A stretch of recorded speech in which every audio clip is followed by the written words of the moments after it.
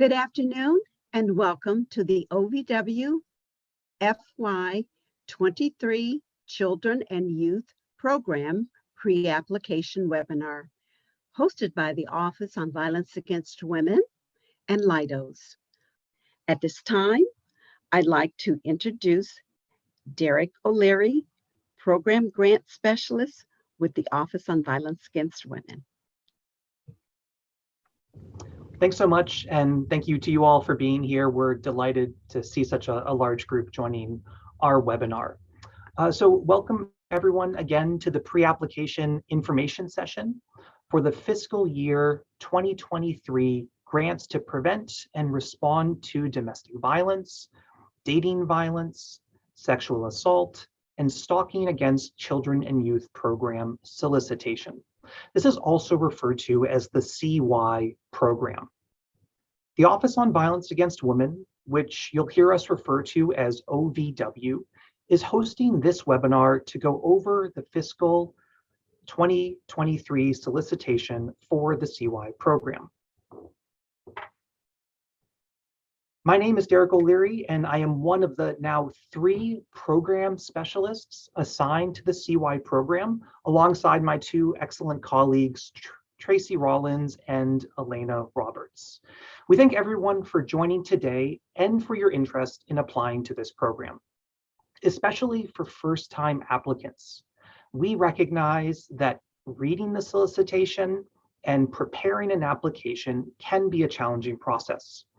Our goal in this session is to clarify several important aspects of the solicitation and application process in order to help you write a successful application.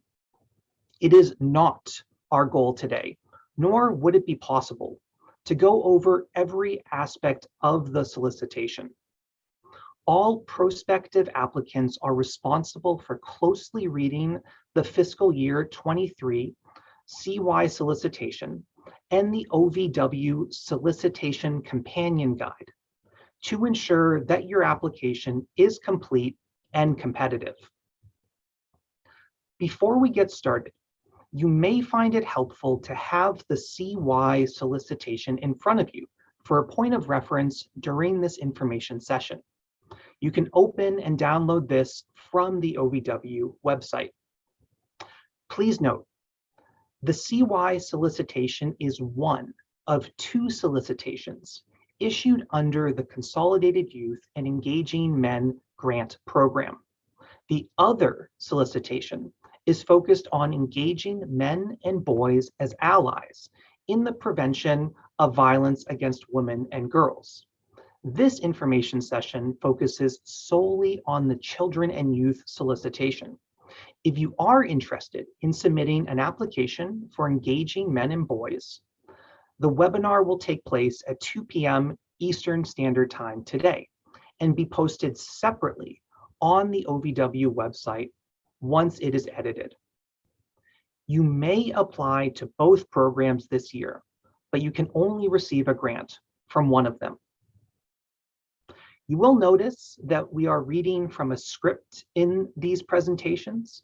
This is intended to make the information as clear as possible and to facilitate interpretation and translation of the webinars.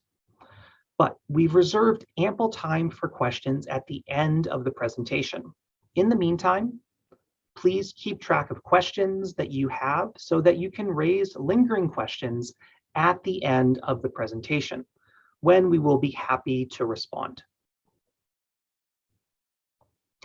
To give just a brief overview of this program, the CY program supports comprehensive, community-based efforts to develop or expand prevention, intervention, treatment, and response strategies to address the needs of children and youth impacted by domestic violence, dating violence, sexual assault, and stalking.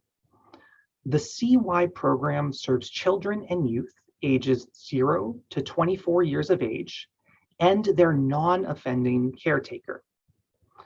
Within the CY program are 3 purpose areas, and an applicant must choose one to focus on in their project. which I will discuss more in a few moments. Additionally, we would like to highlight a few important updates about this program for this year for you to keep in mind. One, special consideration will be given to projects that address online harm and abuse in their proposed activities, and you can reference more on this on page 8. 2, eligibility for urban Indian and Native Hawaiian organizations, though historically these groups have been eligible to apply, is emphasized this year. And 3, CY commits to prioritizing training and technical assistance to applicants, particularly those from culturally specific organizations or who represent underserved populations and who propose to address one or more of the OVW priority areas, but who do not receive funding in fiscal year 2023. So, applications are due by 9 p.m. Eastern Time on Tuesday, March 28th, 2023 on Just Grants, which is the system that OVW uses to receive applications and manage grant awards. OVW will not accept late submissions except under limited circumstances, as described on page 29 of the solicitation. In general, it is highly recommended that both first-time and experienced applicants closely read the submission process on pages 38 and 39 of the solicitation. There are 3 important steps and dates to understand as you prepare to submit an application. First, you should register with the System for Award Management, or SAM, S-A-M, by March 1st, 2023. Every applicant must register online with SAM, where you will request a Unique Entity Identifier, or UEI. OVW strongly encourages applicants to start this process as early as possible. Please note, for any new registrants in SAM, the average registration completion time is 2 to 3 weeks. Please do not let a late start on this step prevent you from submitting an application for an important project. Applicants that currently have a UEI number and are registered with SAM should check their status within SAM to ensure that their registration is current and has not expired. Please note, as of April 4th of last year, 2022, any registrants with SAM, whether active in SAM or not, no longer have a Data Universal Number, or DUNS. Those have been transitioned to UEIs, Unique Entity Identifiers, and this is what will be used going forward. Second, you should register with Just Grants if you have not already, you should register with grants.gov if you have not already done so. Average registration completion time for grants.gov is 1 week. These are only estimated times. This step must also be completed before you can upload your application in Just Grants. Again, OVW strongly encourages applicants to start the registration process as early as possible. And third, you will register with Just Grants itself, which will be explained in more detail in a moment. Every year, applications are rejected during the submission process because the applicant did not begin the registration process early enough, or because the applicant's UEI number and registration with SAM were expired. So, at the conclusion of this webinar, it is recommended that you start this process right away if you have not already done so. Please see the solicitation companion guide for additional details regarding SAM, grants.gov, and Just Grants registration. You can find the guide on the OVW site under Resources for Applicants or in the chat right now. Please also see pages 36 to 39 in the solicitation for guidance on what to do if you encounter technical difficulties. Applicants experiencing Just Grants technical issues should ensure that they are continuing to develop their proposals while they are working to address any issues. Applicants should follow the solicitation guidance regarding technical difficulties. This will enable applicants to submit a full proposal by the due date using an alternate method if necessary. OVW will update the submission guidance as necessary and will post this information on the OVW website under Open Solicitations. This slide depicts visually the 3 steps of the registration process, including screenshots of the SAM, grants.gov, and Just Grants web pages.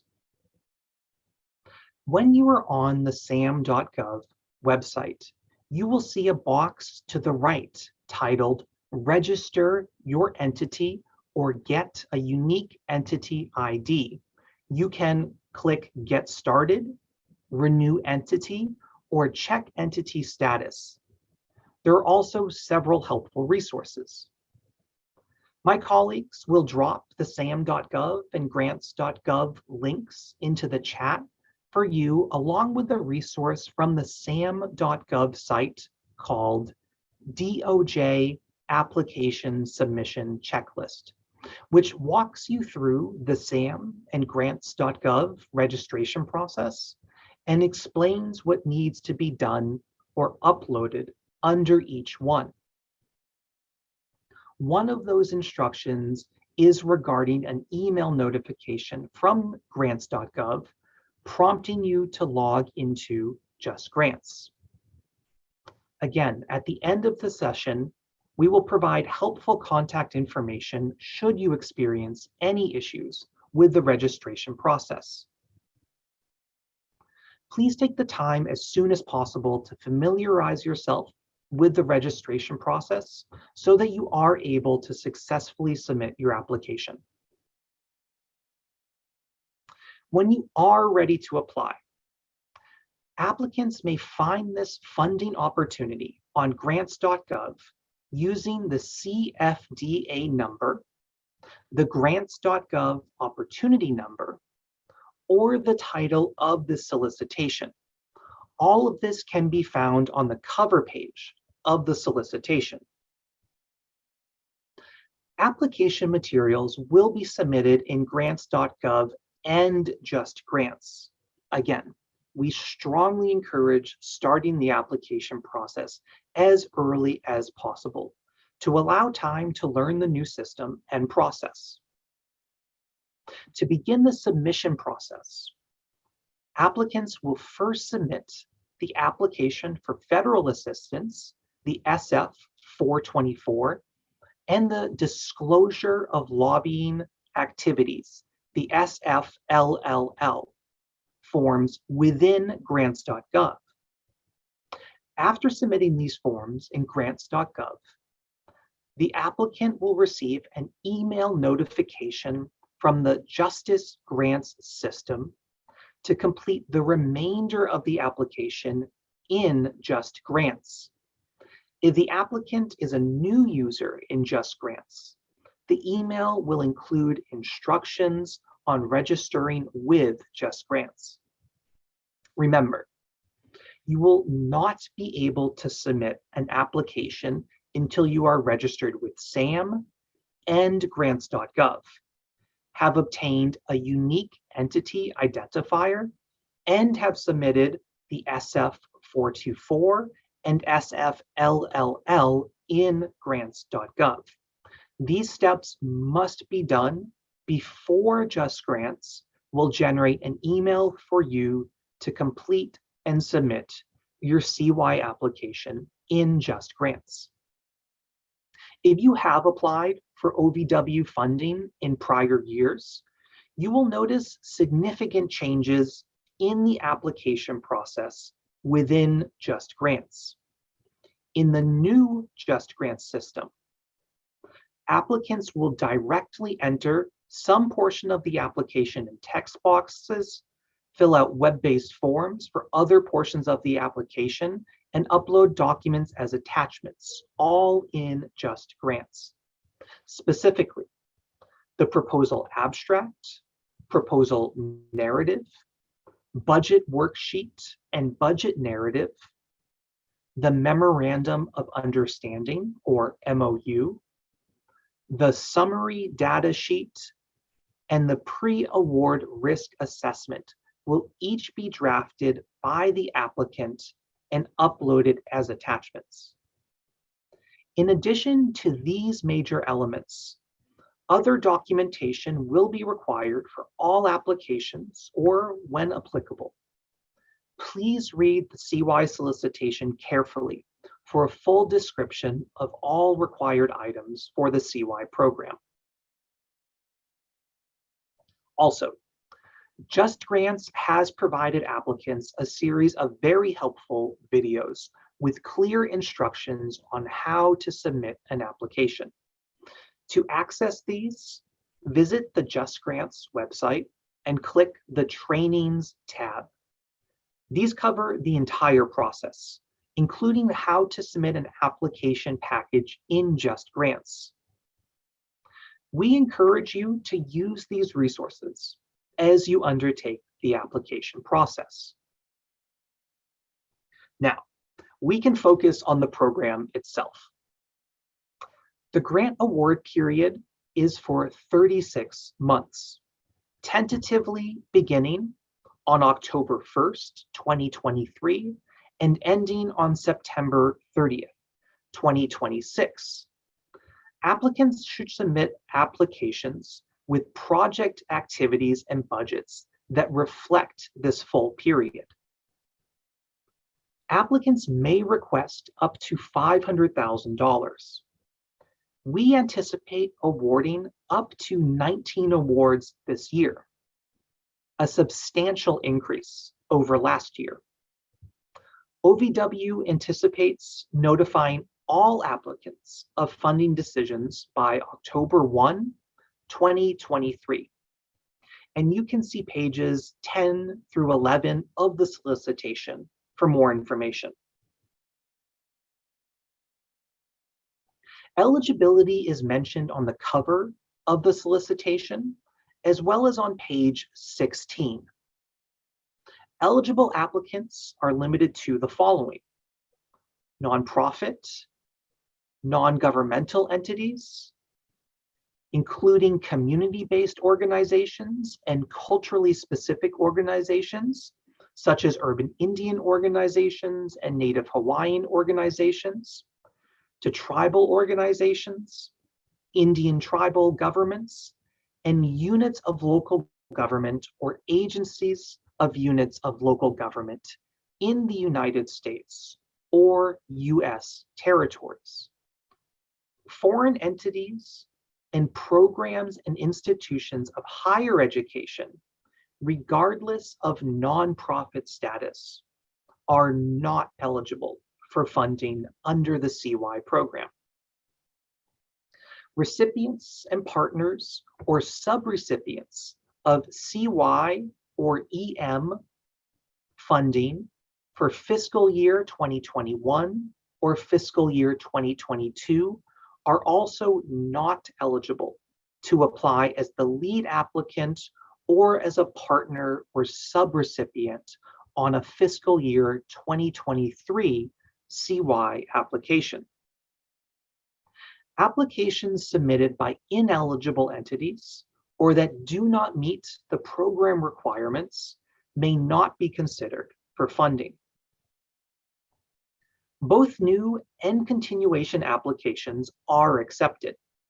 New applications are those that have never received funding under the Consolidated Grant Program to address children and youth experiencing domestic and sexual assault and engage men and boys as allies, the CYEM program, or whose funding under the CYEM program expired more than 12 months ago. By contrast, continuation applications are those that have an existing CYEM grant or whose CYEM grant closed within the past 12 months. Applicants again may apply to both the CY and EM solicitations, but can only receive funding under one program this year. And you can see more details about this on page 11 of the solicitation. We would like to emphasize one other aspect of eligibility. As you prepare your proposal, please remember that any proposed project must support only local, community-specific strategies. Additionally, the applicant and its required project partners must be based in the project's service area. Grant funds may not be used to conduct or support regional or statewide activities or projects. So now that we have covered the process for submitting an application and reviewed the types of applications that can be submitted and the eligibility requirements, let us jump into how you develop your proposed project. The purpose areas for the CY program can be found on pages 13 and 14 of the solicitation. Please note that applicants may select only one purpose area. Selecting more than one purpose area may result in a lower score on your application. The activities described in the proposal narrative and the budget should reflect this one selected purpose area. In addition, each purpose area includes a range of ages for the children and youth to be served through the proposed project. Applicants should identify the specific ages within that range that the proposal will address. The three purpose areas are the following. Purpose Area 1, services and training to address children exposed to domestic violence, dating violence, sexual assault, stalking, and sex trafficking within the ages of 0 to 10. Purpose Area 2 is creating safer communities for youth, prevention, intervention, treatment and response services for youth impacted by domestic violence, dating violence, sexual assault, stalking, and sex trafficking within the age range of 11 to 24. And Purpose Area 3, providing school-based services, prevention, intervention, and response to dating violence, sexual assault, stalking, and sex trafficking within ages 5 to 19. Please closely read the mandatory program requirements for each of these three purpose areas, which are detailed on pages 13 to 14 in the solicitation.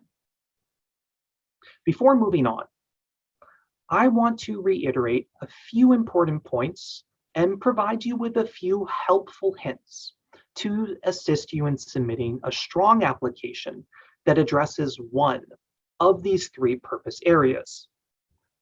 First, selecting more than one purpose area may lead to point deductions during the peer review or programmatic review process. Because each purpose area has distinct requirements, it is difficult for peer reviewers to determine exactly what an applicant is proposing when they identify more than one purpose area. The strongest applications follow this requirement and select only one purpose area. Now, this does not mean that you cannot add activities to your project that go beyond the required activities for your chosen purpose area, so long as you meet all the requirements for the purpose area you are choosing to address.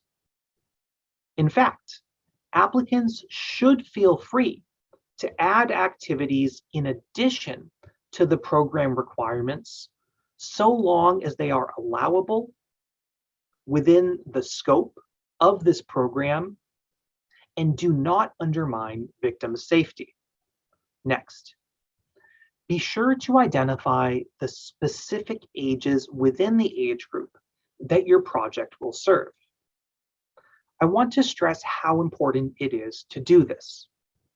Every year, applicants lose points during peer review because they have stated that they will serve the entire age range for the specific purpose area. But then the project narrative only supports a specific age range. Whichever age range or specific ages you state that you will serve, the proposed project must include staff and activities to demonstrate the proper education and skill set to serve the designated ages. For example, Purpose Area 2 can serve youth ages 11 to 24. Because of the distinct differences in youth development, the type of skills necessary to serve and engage with an 11-year-old are very different from serving and engaging with a 17 or 20-year-old. Therefore, applicants are encouraged to focus on a specific age group within the listed range. So, for example, an applicant may select Purpose Area 2 and choose to focus their proposed project on serving and engaging youth within the ages of 15 to 18. Additionally, be sure your application addresses victim services, prevention education, and training. Each of the purpose areas requires activities to support these services.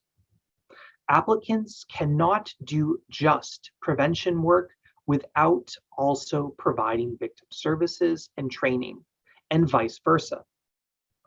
Lastly, while each purpose area is focused on a specific age range, they're also focused on specific types of services.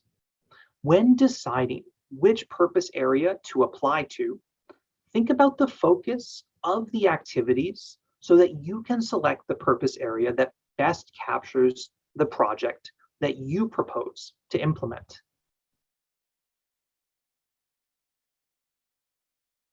Moving on to priority areas.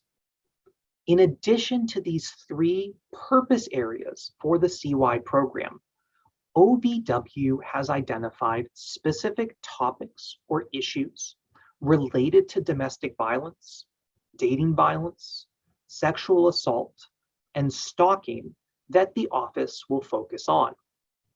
These are called priority areas. Applicants may, but are not required to, choose to incorporate one or more of the priority areas into their proposal. Applicants proposing projects to address a priority area may be given special consideration during the recommendation process. What that means is that OVW has the discretion to recommend a lower scoring application for funding if that application meaningfully addresses one or more of the priority areas. Please note, applicants are not required to address a priority area. It is optional. If you do elect to address a priority area or more than one in your application, it is essential that you explain how you will meaningfully do so. A common shortcoming in applications that claim to address a priority area is that they do not include all of the requirements of the priority area in the proposal narrative. This results in a lower score during peer review. So, if you do choose to include one or more of the priority areas in your proposed project, be certain you have reviewed the requirements for the priority area and that your proposal narrative, your budget, and your MOU partnership clearly includes strategies, activities, and the capacity to meaningfully address that specific priority area or areas. This year, as you'll see on the next slide, the OVW priority areas that CY applicants may address are the following. Priority Area 1, advance racial equity as an essential component of ending sexual assault, domestic violence, dating violence, stalking, and sex trafficking. Priority Area 2, advance economic justice and financial advocacy for survivors of sexual assault, domestic violence, dating violence, stalking, and sex trafficking, including as a tool for violence prevention. And Priority Area 3, improve outreach, services, civil and criminal justice responses, prevention, and support for survivors of sexual assault, domestic violence, dating violence, stalking, and sex trafficking from underserved communities, particularly LGBTQ+ and immigrant communities. You can read about the specific requirements for addressing these priority areas on pages 14 and 15 in the solicitation. Please note, again, the CY program is committed to prioritizing training and technical assistance to applicants, particularly those from culturally specific organizations or who represent underserved populations and who propose to address one or more priority area, but who do not receive funding in fiscal year 2023. Next, I am going to discuss the required partnerships that all applicants must include in their application. Applicants and partners are limited to meeting or fulfilling only one partnership category or role. Let me repeat this because it's important. Applicants and partners are limited to serving as the agency or organization to meet a specific partnership requirement in only one category or role. This means that every applicant must have at least one partner, as outlined in the solicitation, for the specific purpose area addressed in your project. Applications that fail to include the required partnerships will be removed from the review process. So here are the required partnerships for the three purpose areas. Purpose Area 1 must have a partnership between a victim service provider, if not the applicant itself, with either a demonstrated primary purpose of providing direct victim services for children who are victims of and or exposed to domestic violence, dating violence, sexual assault, and or stalking, or a demonstrated primary purpose of serving adult victims of domestic violence, dating violence, sexual assault, and or stalking, but has a designated program that provides direct victim services to children who are victims of and or exposed to the aforementioned crimes. And a community-based organization with demonstrated expertise in developing or providing specialized programming or services to children, if not the applicant itself. For purpose area 2, there must be a partnership between a victim service provider, if not the applicant, with, again, a demonstrated primary purpose of providing direct victim services for youth who are victims of and or exposed to domestic violence, dating violence, sexual assault, and or stalking, or a demonstrated primary purpose of serving adult victims of domestic violence, dating violence, sexual assault, and or stalking, but with a designated program that provides direct victim services to youth who are victims of and or exposed to the aforementioned crimes, and a community-based organization with demonstrated expertise for providing specialized programming or services to youth, if not the applicant itself.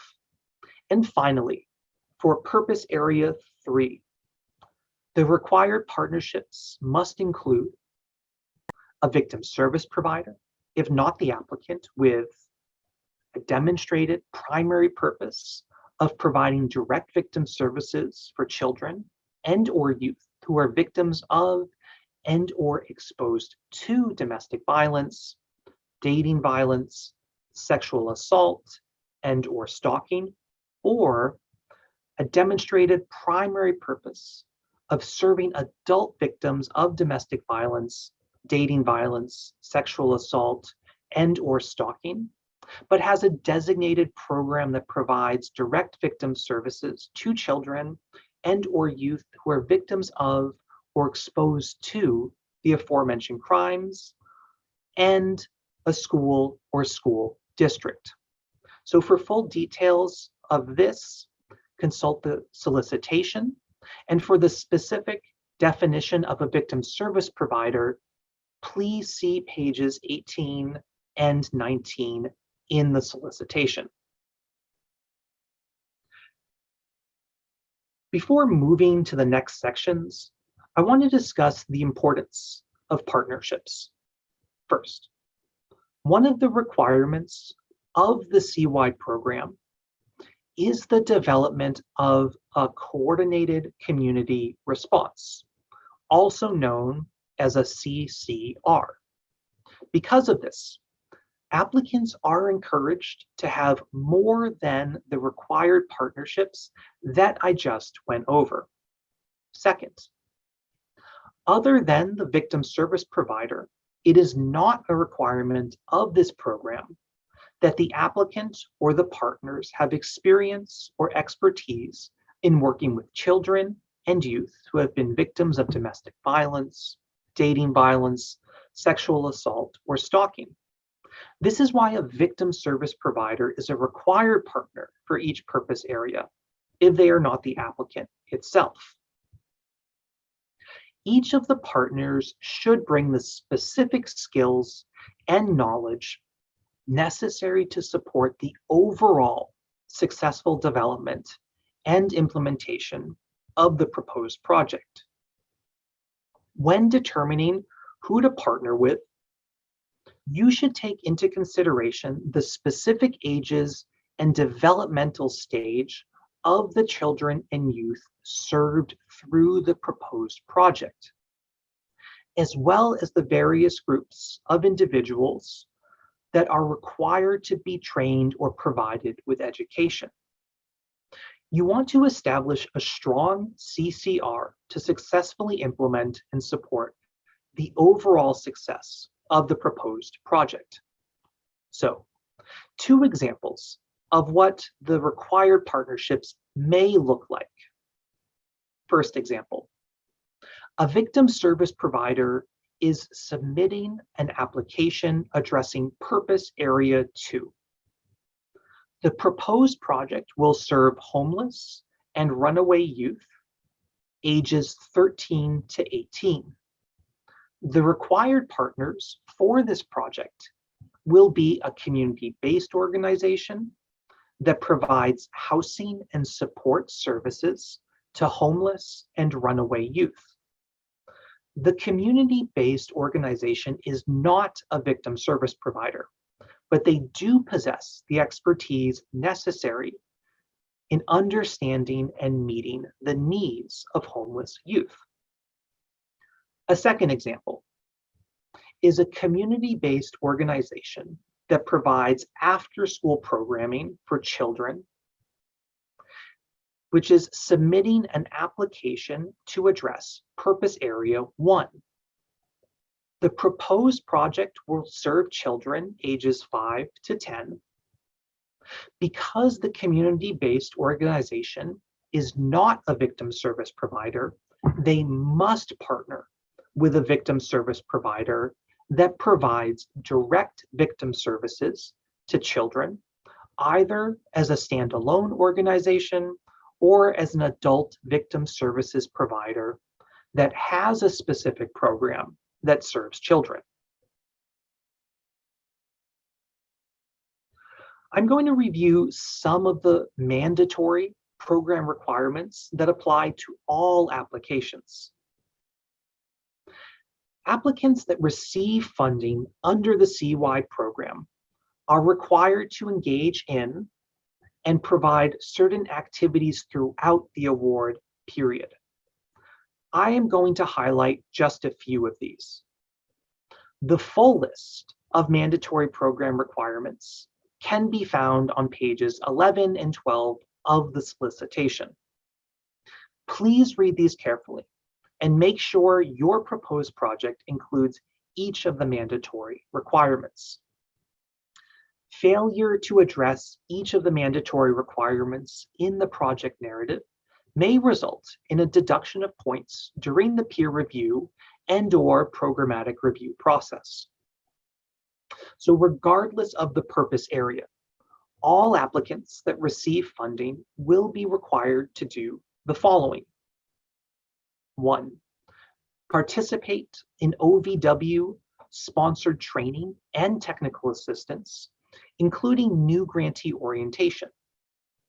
All grantees must participate in the technical assistance events and activities that are organized and supported by the CY program designated technical assistance providers. This includes, but is not limited to, monthly and/or quarterly conference and telephone calls, site visits, in-person training institutes, peer-to-peer learning opportunities, and web-based trainings.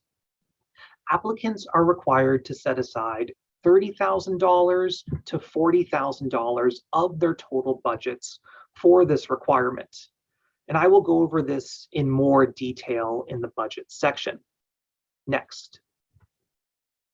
Applicants are required to create or expand a coordinated community response to develop and guide the proposed project. The CCR team must meet regularly and be representative of the community to be served through the project. Next, all projects must provide crisis intervention for participants at all educational, outreach, and training events. The person who provides the crisis intervention must not be the facilitator. This person must be available to participants if they are triggered or wish to speak with someone during the event, not just after the event. The person providing this service must be trained in crisis intervention per the organization or state licensing or training requirements. All funded projects have an initial planning phase prior to implementing the full scope of the proposed project. The planning phase is approximately 6 months for new grantees and 3 months for continuation grantees. During this planning phase, grantees will be conducting a community needs and strengths assessment that is specific to the proposed project, as well as designing a strategic plan or logic model for implementation of the project. And finally, all proposed projects must include the provision of direct victim services to children and youth and support services to non-offending parents or caregivers. I encourage you to review the mandatory requirements on pages 11 to 12 for the specific purpose area that your project will address. So, some application information. Please refer to the solicitation beginning on page 19 to 20 for specific information related to the content and form of application submissions. All applications must include the following 4 components: a proposal narrative, a budget worksheet and narrative, the data requested with application, which was formerly called the data summary sheet, and finally, a memorandum of understanding. Applications that do not include these 4 components will be considered substantially incomplete and will not be considered for funding. Each of these components is scored during peer review. As for the proposal narrative itself, this consists of 3 sections: the purpose of the proposal, what will be done, and who will implement it. All combined, the proposal narrative is worth a total of 70 points out of 100, making it the bulk of the application. This is where applicants provide detailed information related to the proposed project. Before I get into each section of the proposal narrative, it is important to discuss the page limit. It is essential that you are mindful of the formatting and the number of allowable pages. Peer reviewers are instructed to stop reading and scoring this section at the page number cutoff. You don't want to lose valuable points due to going over the page limit or not following the formatting requirements. Each year, excellent applications fall below the funding cutoff score for not adhering to the format requirements. The project narrative itself should be no more than 20 pages, double-spaced, and the type should be no smaller than 12-point font, either Times New Roman or Arial, and it should also include page numbers. So the first of these 3 components is the purpose of the proposal, which is worth 10 points. This section describes the needs for the project and helps reviewers understand your specific community needs. Common mistakes in this section include providing too much information, information that is not relevant to the specific proposed project, or not enough information to be responsive to what is being asked. Please follow the guidance in the solicitation to ensure that you are providing the required information. Also, please keep in mind that this section counts toward the page limit. You want to be sure that you are being responsive to the questions in this section while at the same time ensuring you have enough pages remaining to provide detailed information on the proposed project. Strong applications strike a balance between justifying the need and providing detailed information on how the need will be addressed. The next section of the proposal narrative is what will be done, which is worth 40 points.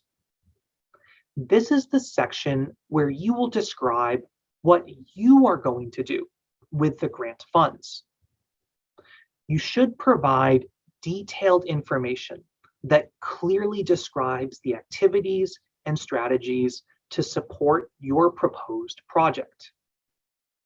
The goals and objectives should be clear and detailed so that reviewers understand how the proposed activities will meet the needs identified and the program requirements.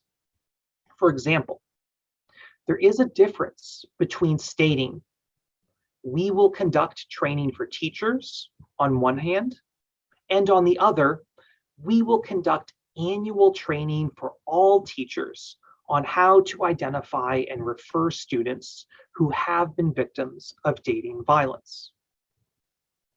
Additionally, it is important to note that there are different requirements for the different purpose areas.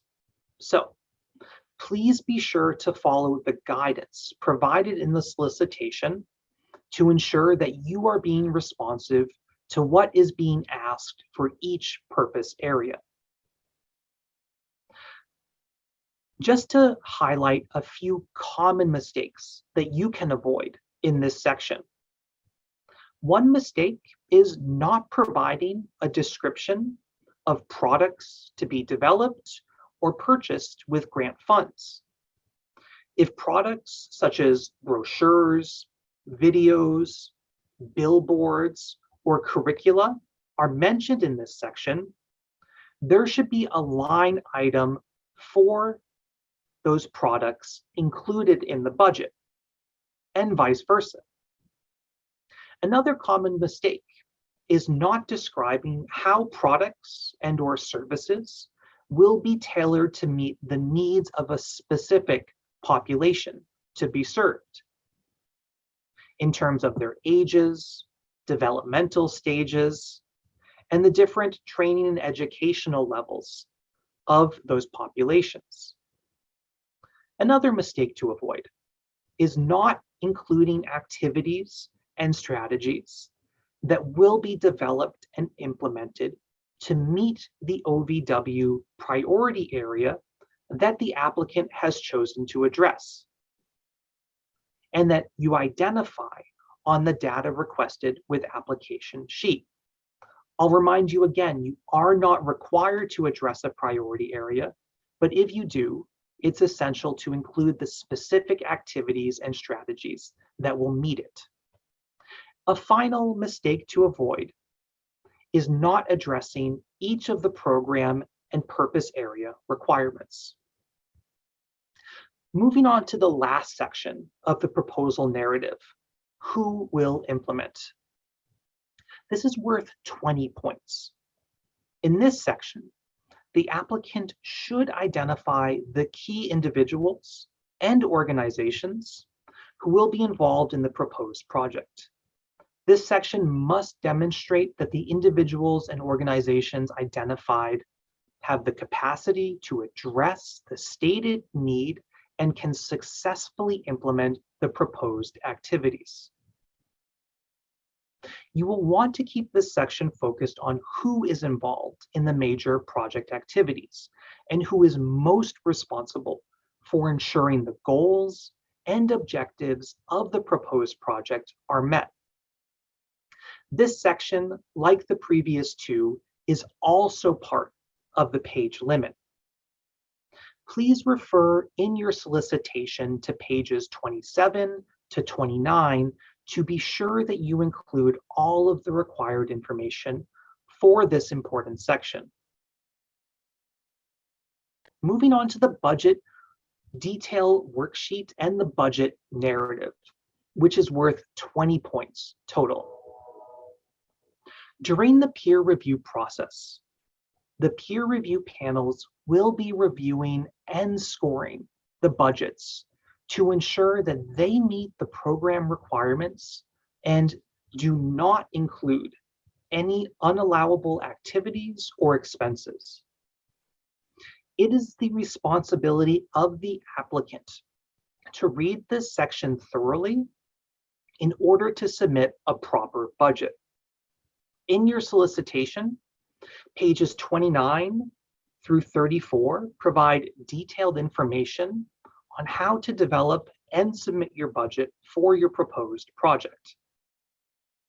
Let's go over some of the budget requirements that are specific to the CY program. All applicants, regardless of their chosen purpose area, must include funds specifically for OVW mandated technical assistance and travel costs.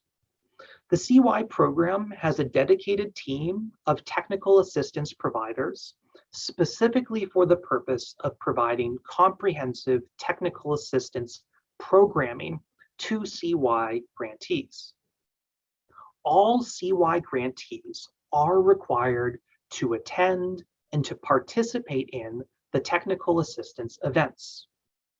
Projects located in the contiguous US must allocate $30,000, and projects located in the US territories, Hawaii, or Alaska must allocate $40,000 for this.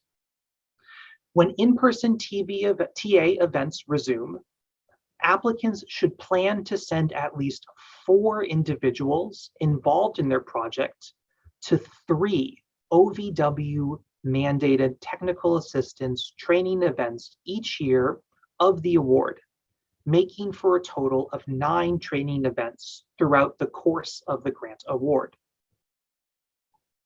In addition to the training events, grantees are required to send a minimum of 3 individuals to the new grantee orientation. This funding may not be used for any other travel or training, and any remaining funds in this section will be returned to OVW at the end of the award period. If applicants are interested in attending conferences or other trainings to increase their team's skills and knowledge, additional funding outside of the $30,000 or $40,000 should be set aside for that specific purpose. Additionally, the budget should also include funds to ensure that project activities and materials are accessible to individuals with disabilities. For instance, accommodations can be made available at events or in the process of providing direct victim services for those who are deaf or hard of hearing. In addition to this, project activities should be accessible to people with limited proficiency in English. For example, videos can be closed captioned and translated into other languages. Written materials can be translated into different languages, or languages other than English can be spoken at events. Next, the budget should include funds to compensate all project partners for their contribution to the project, including attendance at the CY technical assistance events. The exception to this is if a project partner is a state, local, tribal, or territorial agency, and the activities that they would be responsible for in the project are within their regular scope of work. An example of this would be a victim witness liaison in a prosecutor's office who would be responsible for accompanying a victim to a court proceeding. Because this is within the normal scope of work of the victim witness liaison and the prosecutor's office, this grant could not compensate them for that activity. However, you could designate grant funds to compensate them for mileage to and from the meetings of the coordinated community response. Travel costs associated with attending OVW mandated technical assistance trainings or participating in after-hour community events.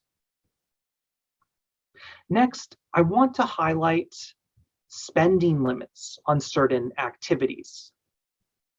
These include 1, No more than 10% of the total funding may be designated for supportive services such as childcare, transportation assistance, clothing, or hygienic products. And two, no more than 10% of the total funding may be used for media buys such as billboards, radio, or TV public service announcements, or bus and subway advertisements. In some circumstances, the budget is reviewed independently of the full application. Therefore, it is important that the budget narrative be as comprehensive as possible and describe in detail each line in the budget. A strong budget and a strong budget narrative should provide enough information to understand the proposed project without the reader having to refer back to the project narrative. And the last point to mention for this section is some helpful advice that our peer reviewers will appreciate that you follow. Please do not use anything less than 12-point type when developing your budget. Reviewers are looking over numerous budgets. It is hard and frustrating to read a budget that is 10-point type or smaller. There is no page limit for the budget section, so there is no need to try to squeeze it all onto 2 or 3 pages. In addition, the budget should be one document that is inclusive of all 3 years. Please do not submit 3 one-year budgets. It is best to follow the format of the sample budget that is provided in the companion guide that is available for all applicants on the OVW website, as well as in the chat.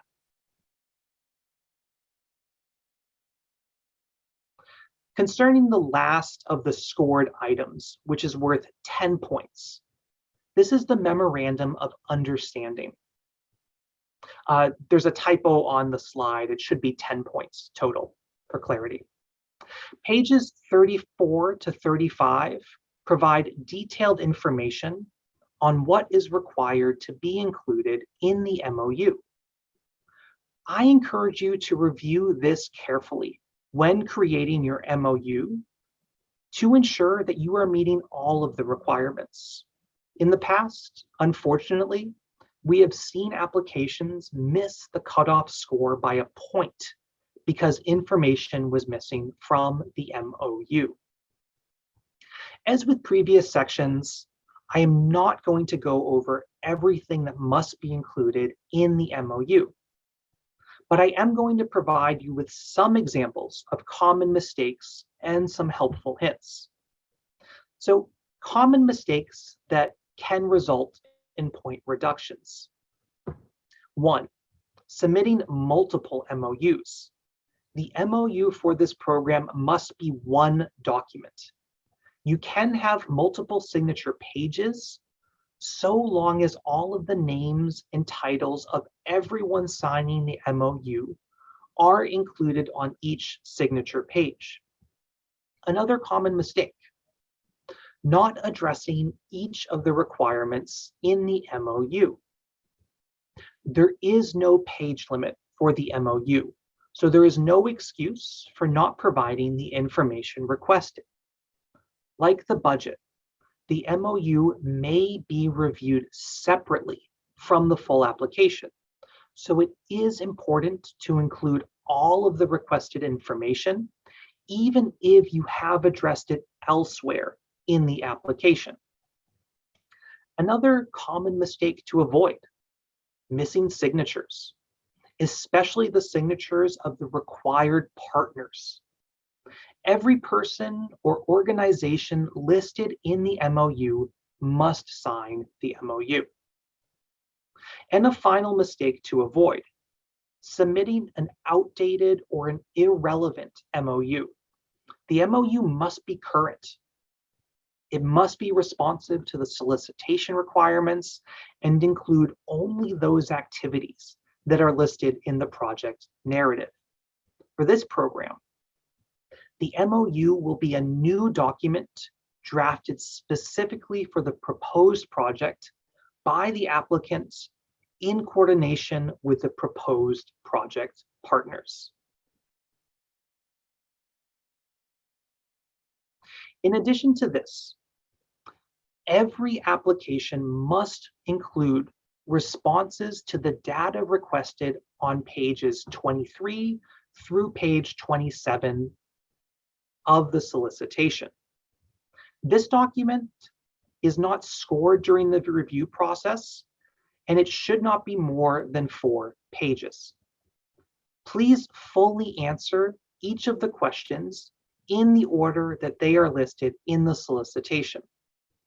Some applicants find it helpful to cut and paste the questions into a new document and provide a response below each question. This also makes it easy for the reviewers to see if all of the information requested in this section has been answered. An important note on activities that compromise victim safety and recovery. OVW does not fund activities that jeopardize victim safety, deter or prevent physical or emotional healing for victims, or allow offenders to escape responsibility for their actions. The solicitation companion guide contains a full list of these activities. I am not going to review the list verbatim. Instead, to assist you with submitting a strong application, I will go over some of the ones that have caused past applicants to receive point deductions during peer review. One issue to avoid is procedures or policies that fail to include conducting safety planning with victims. It is not enough to say that you will conduct safety planning with victims. A strong application will provide details of how safety planning is incorporated into procedures and policies, how safety planning is conducted with victims, what is discussed during the safety planning process, and the purpose of the safety planning. Another issue to avoid: project designs and budgets that fail to account for the access needs of individuals with disabilities, with limited English proficiency, or who are deaf or hard of hearing. Peer reviewers usually deduct points from the budget and budget narrative for applications that do not designate funding for how applicants will make their services and products accessible to individuals with disabilities or who have limited proficiency in English. Please give this serious consideration when completing your application. If you will not need to allocate funds to address this requirement because there is another organization or program in your community that provides this service, it is important for you to state that in the project narrative as well as in the budget and budget narrative. A final issue to avoid: failing to mention that you already have or will be developing policies regarding confidentiality, parental involvement and consent, mandatory reporting, information sharing, and background checks. This is another one that peer reviewers routinely deduct points for during the peer review process. Having these policies in place not only protects the safety of the victim, but also enhances the working relationship between service providers.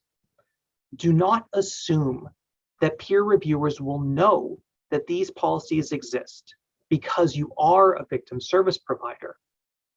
The peer reviewers are looking for proof that they do exist or that they will be developed, and the only way for them to know this is if they read it in your project narrative. A few items regarding out-of-scope activities and unallowable activities. OVW and the CY program have specific out-of-scope activities that cannot be supported with grant funds.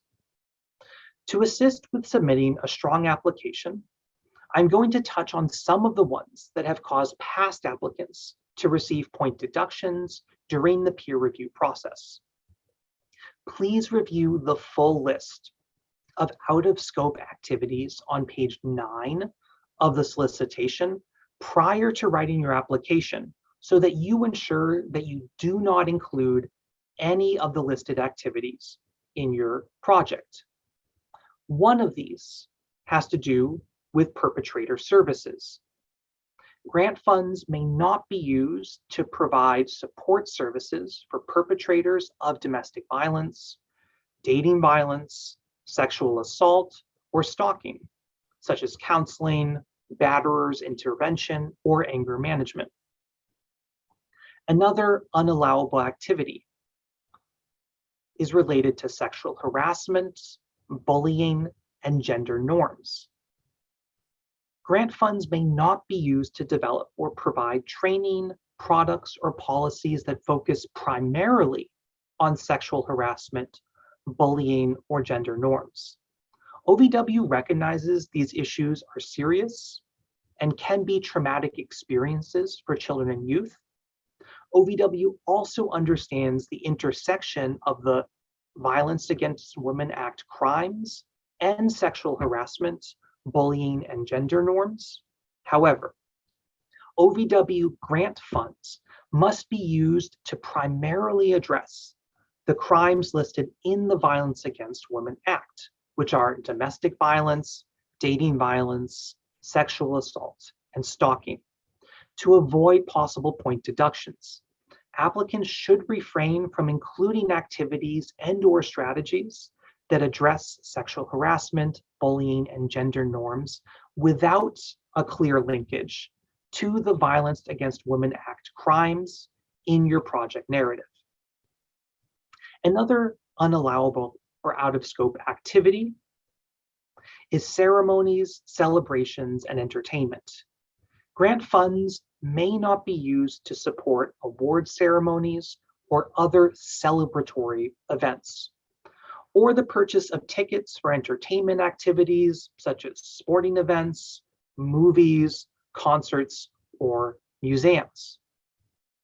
Another item that falls under out of scope or unallowable activities is athletics. Grant funds may not be used to support an individual or group of individuals' participation on athletic teams or events, including the full-time salaries for individuals who serve as coaches or leaders of athletic teams.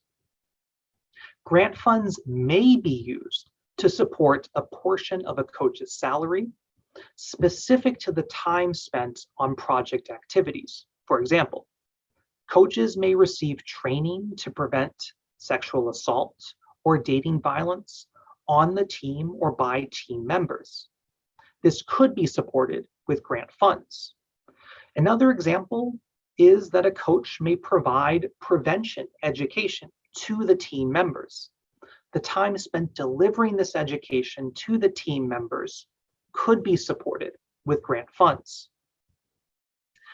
But grant funds may not be used to support an individual's participation on an athletic team or athletic event. Grant funds may not be used to buy uniforms or to pay for transportation to and from games. However, grant funds may be used to transport a team to a prevention education training. Another item that falls under this category is technical assistance. Grant funds may not be used for the provision of technical assistance to other entities. This includes to project partners. The distinction here is that the CY program requires grantees to engage in cross-training activities where the grantee, project partners, and member organizations of the larger coordinated community response are providing training to one another. It is best to refrain from using the term technical assistance when referencing this training in the project narrative and budget. Instead, refer to it as training or education. A final item to note under this category is the service area. Grant funds may not be used to conduct or to support regional or statewide activities or projects. Applicants must ensure that proposed projects support local, community-specific strategies only. In the past, there have been applications removed for further review because the proposed project was a statewide initiative.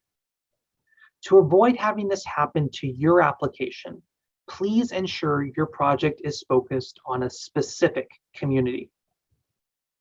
Some examples of activities that are not community-based and could result in point deductions include national or statewide podcasts, organizing or presenting at regional, statewide, or national conferences, and educational or awareness campaigns that have been developed for regional or statewide distribution. In addition, the applicant and its project partners must be based in the project's service area. Now, I'd like to go over a few tips that may improve your chances of becoming a CY grant recipient. Please note that the following list is not a guarantee that your project will be funded, but it is intended to assist you with submitting a strong application. Point 1, read the solicitation. I have not reviewed every section of the solicitation, so please read it in depth. As I mentioned previously, it is the applicant's responsibility to read it in its entirety. Everything that needs to be included in or with your application is mentioned in the solicitation, and supporting resources that are linked or referenced in the solicitation. Point 2, for an application to be considered complete and move to the peer review process, it must include the following 4 components: a project narrative, a budget worksheet and budget narrative, a data requested with application sheet, and a memorandum of understanding. MOUs that do not contain signatures may receive point deductions or be removed from consideration, as I've stressed before. Point 3, be sure your project strategies and activities address the areas that you have identified on the data requested with application sheet. It is perfectly okay for projects to focus on one crime or on one age group. It does not increase your chances of being awarded a grant by stating that you will address every crime in your proposal narrative. If in your proposal narrative, you only provide information on how you will address one crime, such as sexual assault. A strong application is focused on the crimes, age groups, and single purpose area that will be served by the project. Next point, if you are submitting a continuation application, please be sure that your project is building upon what you have already accomplished with your previous award. A continuation project should not simply be a continuation of the same activities. You must be able to demonstrate growth or expansion, or be able to articulate well the reasons why you are proposing the same activities. Next suggestion, please use the application checklist on the last page of the solicitation.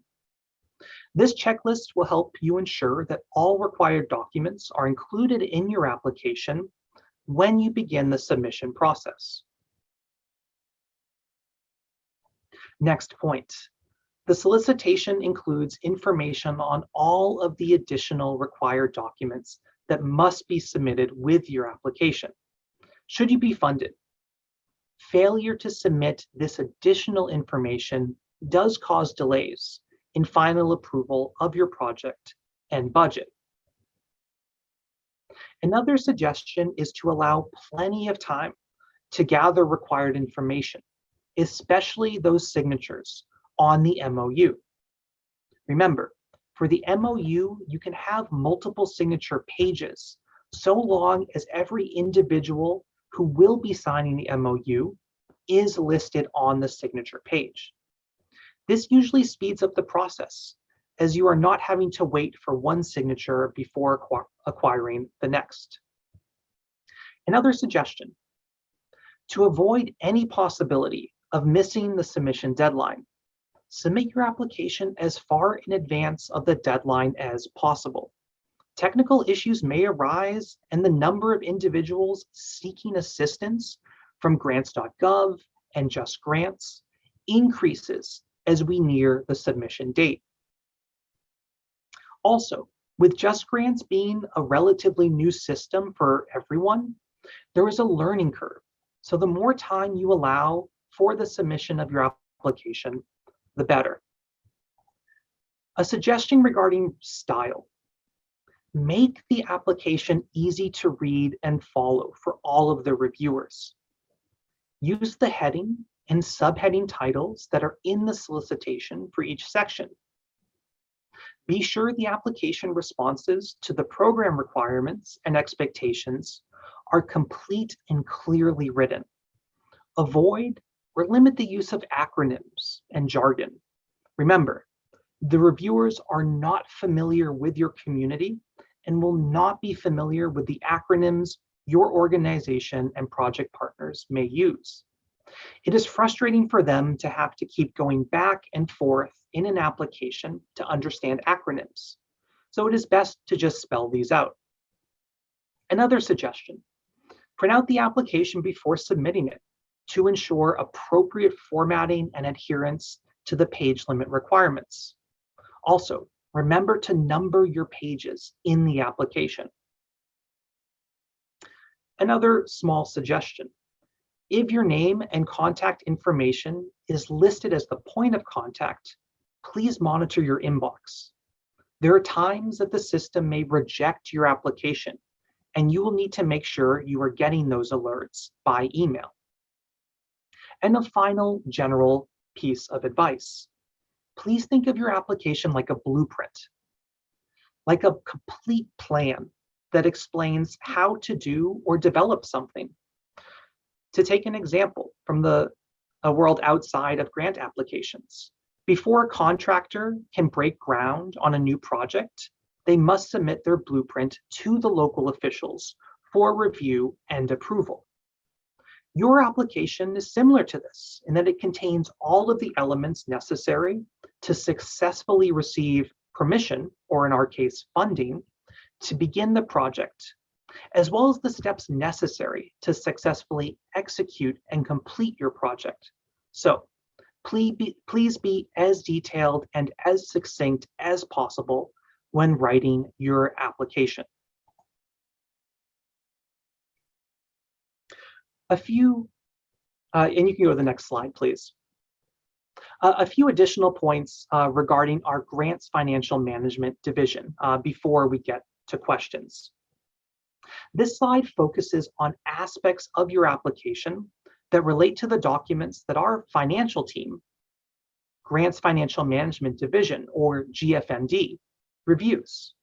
Specifically, we'll go over some items that GFMD has identified from prior year applications that could help with expediting the review process this year. We'll highlight certain aspects of the pre-award risk assessment and provide a link to a detailed webinar on how to develop the budget that will be included in your application. The first of these are items identified in the data requested with application sheet, which is completed by all applicants. Specifically, 2 items that we should identify are the single audit response and the IRS 3-step safe harbor procedure. OVW requests that all applicants provide a statement as to whether they have expended $750,000 or more in federal funds during their last fiscal year.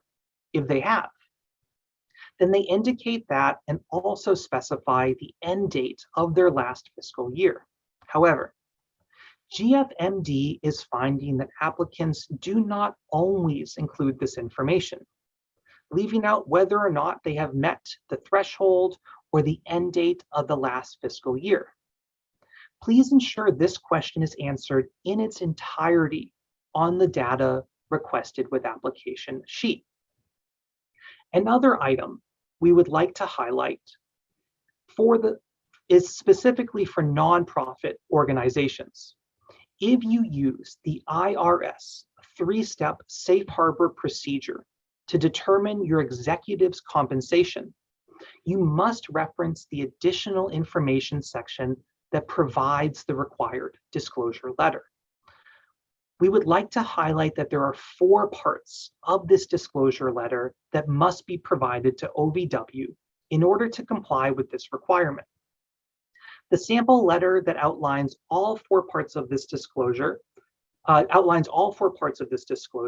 so please be sure to follow the sample and provide a response to each of the 4 parts.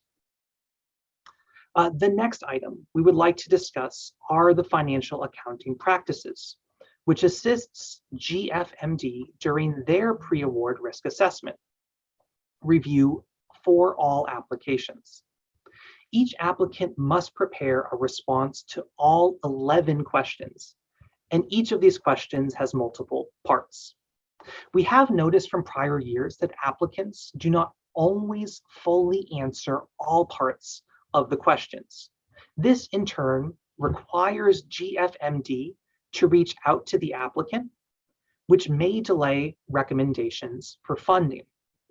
Some of the most common issues that we have encountered have been, for example, question 2, where the applicant indicates that they do indeed have internal policies, but they do not provide a brief list of topics covered in the policies. Another example of incomplete responses includes question 3, where the applicant does not provide a brief summary of the organization's process for tracking expenditures, and more specifically, whether or not it tracks budgeted versus actual expenditures. These are just a few examples, but basically, please make sure you read each piece of each question and provide a full and comprehensive response. This slide provides some very helpful resources that are available and should be used as you are creating the budget to be submitted with the application. Additionally, GFMD has developed a detailed webinar presentation on how to assist applicants in developing a budget to be submitted with their OVW application. They want to help reduce any challenges you may face with the budget and make it clear what they are looking for when they review your budget. This webinar, which will be dropped in the chat, provides some insight as to what OVW financial staff considers during their review of the budget. Next up on this list of resources is the Uniform Guidance, which can be found at 2 CFR 200. Another resource listed here is the DOJ Financial Guide, as well as the program-specific solicitation. If you do need assistance finding these resources, please reach out to the GFMD help desk. One final slide just to give you a sense of what this looks like within Just Grants. This is a screenshot of where you will upload the pre-award risk assessment, the summary data sheet, and your proposal narrative. You will see that all of these are uploaded under the narrative proposal section. And last but not least, our contact information, as well as the contact information for GFMD and for technical assistance. We know that this is a lot of information to process. So if you do have questions related to the solicitation, please reach out to the CYM program, to GFMD, at its help desk, or for technical assistance to grants.gov or Just Grants.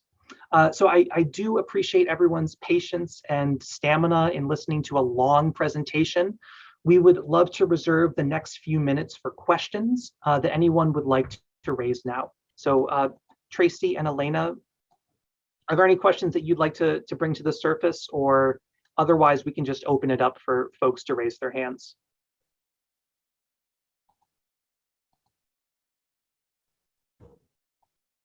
Okay, just have people raise their hands.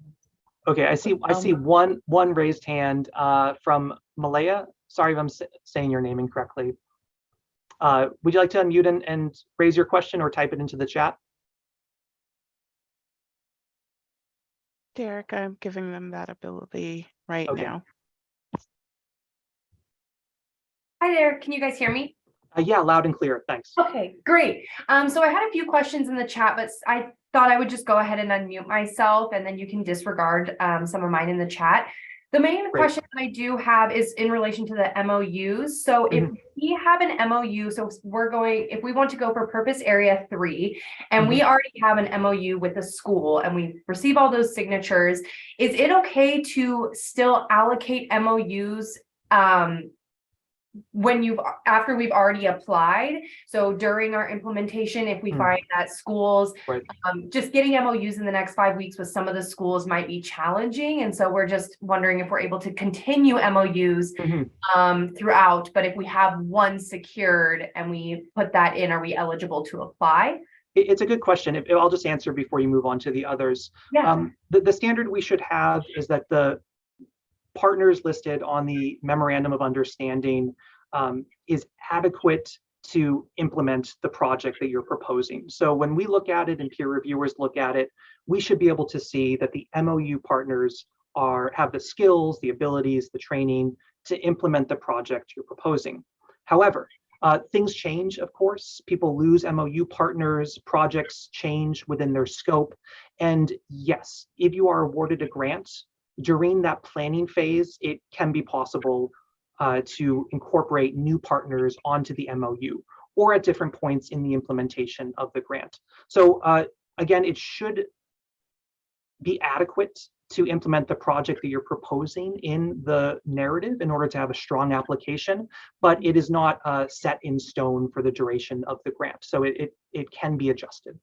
Okay, great. And that kind of already went into my second question, was with the requirements for all applicants. A lot of those you don't have to meet in order to apply because they take place in that first 6 months, correct? Which was like the technical assistance, the orientation.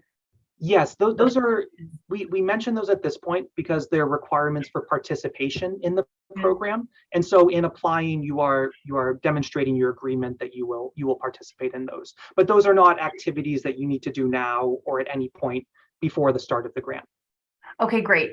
And then I do just have, so my other question is, if we want to implement activities, so say we go for purpose area 3 and we are doing school-based prevention and we're looking to address like 7th graders. So that would be what, 13 through possibly high school ages, so 18. And you mentioned that we can address other activities as long as we meet all the requirements. So if we are meeting the age requirement through proposed activities, but we also want to incorporate some activities that reach ages in another purpose area. So, or maybe, I'm sorry, I might have got the purpose area wrong in terms of numbering, but the age is the 19 or whatever it was to 24. What was that age range again?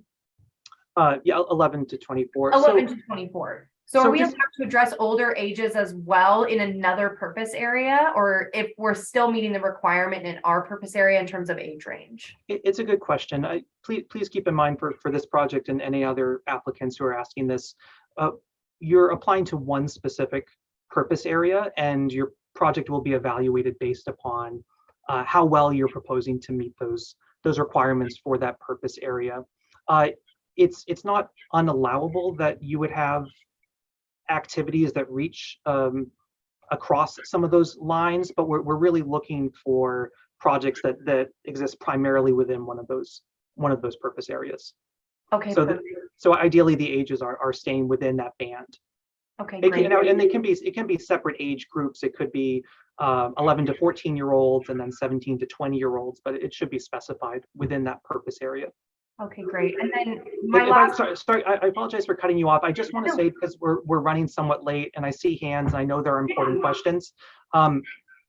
We will pool all of your questions and any additional questions that we receive, and we will provide answers in writing and post those in an accessible place so that that information is available to anyone. So please know that your questions will be received and responded to in an accessible way, even if you can't ask them now. Perfect. I threw a couple of mine in the chat, so I'm going to go ahead and end there then, and then they'll be addressed. Sure. Yeah. Thanks so much for raising those great questions. Thank you. I think maybe Lidos, please tell us if we need to close up shop, but perhaps we could take another question. We can take a few more questions. Okay, thank you. Okay. Karen, I see your name at the top of the list. Karen Smith. Thank you. So one question was kind of already answered about younger siblings at family engagement stuff. So I'm going to say that's acceptable. The other question that I have is one of our projects takes kids from this age group, 11 to 17, to residential camp for a week in the summer. I want to make sure that that's okay and it's not considered one of the entertainment kind of not okay things. If the camp were primarily focused on activities, training, education that is directed at the VAWA crimes and is part of your project activities, yes. But I guess it would depend on the specifics of that camp that the people would be attending. Perfect. Thank you. Mm-hmm. When in doubt, make sure that you can connect the activities being proposed back to the VAWA crimes and locate them within the specific purpose area that you're planning to address in the proposal. But thanks for the question. I see Leah Haynes, your hand's at the top of the list. Hi, thanks. Thank you. A couple of people asked this question in the chat, but just looking for a better definition of what OVW considers regional. So specifically, if we were to work with two different school districts in the same county, but they're not necessarily contiguous, they're, let's say, 30 miles apart, is that allowable, or do you want it to be really more concentrated in one community? The motivation behind that is that it's more feasible to lead projects in a more focused community and to build a coordinated community response within a more concentrated community. If you are able to demonstrate in the proposal narrative that you're meeting those requirements of this is a community specific project, even if they're not geographically contiguous with each other, that they share qualities, or that your coordinated community response is able to address the needs of those two school districts at the same time in a sort of unified way, then I think that's okay. But again, that's kind of dependent on the specifics of what holds these two school districts together for you. Okay, great. And also, what's unclear in the solicitation, do all proposed members of the CCR team do they all need to be in the MOU with signatures? Yes, anyone who's being included in the CCR should be on the MOU. Okay, yes. and they would all review the budget, et cetera, too. They would all review the budget. I think that would be dependent on your organization and your approach to that relationship. Okay, thank you. Yeah, thank you for the questions. Bill Stone, I see you at the top of the list. Feel welcome to unmute or put your question in the chat, Bill. Can you hear me now? Yeah, I can. Just that the $500,000 in funding is the total amount for the 3 years. It's not per year. That's correct. That is over the course of 3 years. And so your budget should account for a maximum of $500,000. spread over the course of 3 years. Right, thank you. Yep, thanks for clarifying. Helen Atkinson Barnes. Thank you. I was wondering about the requirement for a crisis counselor to be present at all events, workshops, trainings. And I wondered if there were requirements for licensure or training for that crisis response person. That's a good question. That should be dependent on your state and your organization, what those requirements are, I believe.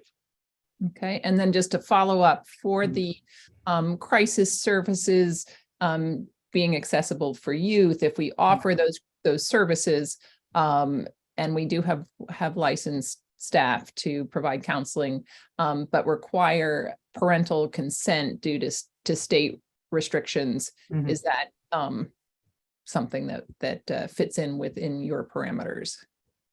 I think so. You'll note that one of the policies that will require to either exist or to be developed if you're awarded the grant is a parental consent policy, and that's again something that will emerge from your organization rather than a blueprint from us.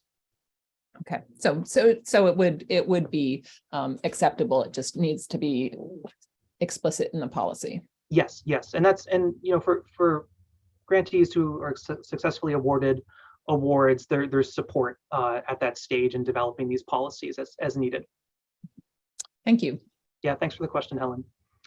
So we, as mentioned, will pool lingering questions, items that have come up that we haven't given an adequate response to, as well as questions that we receive by email that we think have responses that should be shared with everybody, and we'll make those responses available. For now, I thank you all again for tuning in, for your interest in our program, and we're excited to read your excellent applications for those of you who do submit one. So thank you again, everybody. If you are planning to attend the Engaging Men and Boys as Allies webinar, that will begin in a couple of minutes. So to everyone else, have a wonderful day. Thank you.